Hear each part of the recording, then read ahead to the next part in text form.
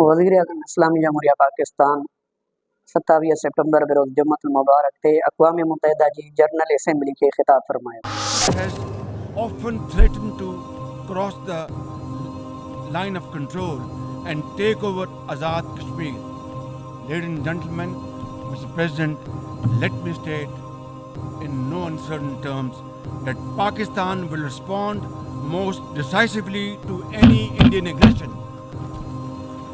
वज़ीर-ए-आज़म पाकिस्तान जनाब मियां मोहम्मद शहबाज शरीफ साहब पंहिंजे ख़िताब जे दौरान मसइला फ़लस्तीन, मसइला लबनान ऐं मसइला कश्मीर ते खुली करे ॻाल्हायो। For a few days, Israel's unrelenting bombing of Lebanon has killed over 500 people, including women and even small children. The failure to implement UN resolutions has emboldened Israel.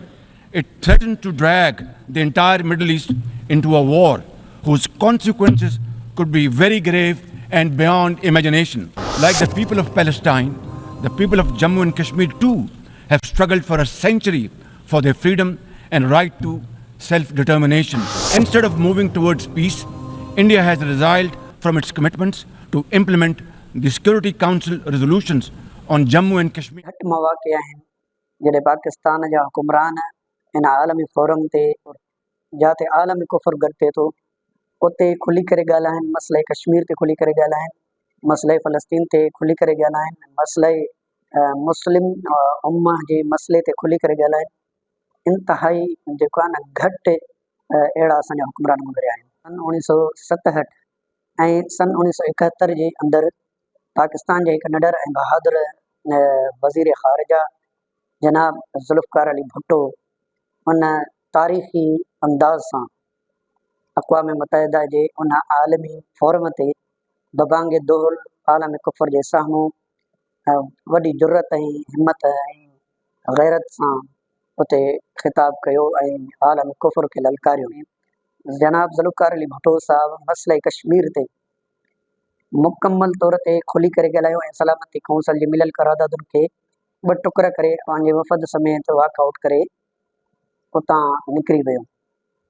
त हिन वक़्त ताईं भुट्टे साहब जे इन किरदार खे इन ललकार खे साराहियो वेंदो आहे।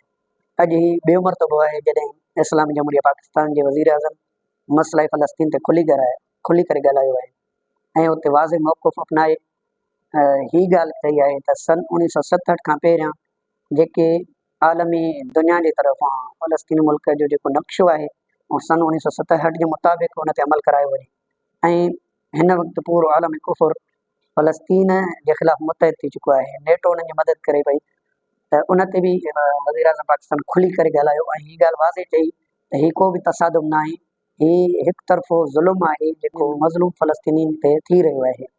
ऐं लबनान में ताज़ो जेको इसराइल हमलो कयो उन ते वज़ीर-ए-आज़म पाकिस्तान खुली करे ॻाल्हायो त लबनान ते बम ब्लास्ट करे 500 खां वधीक जेके मुस्लमान उन पाण शहीद कया विया आहिनि उन ते वज़ीर-ए-आज़म पाकिस्तान खुली करे ॻाल्हायो आहे।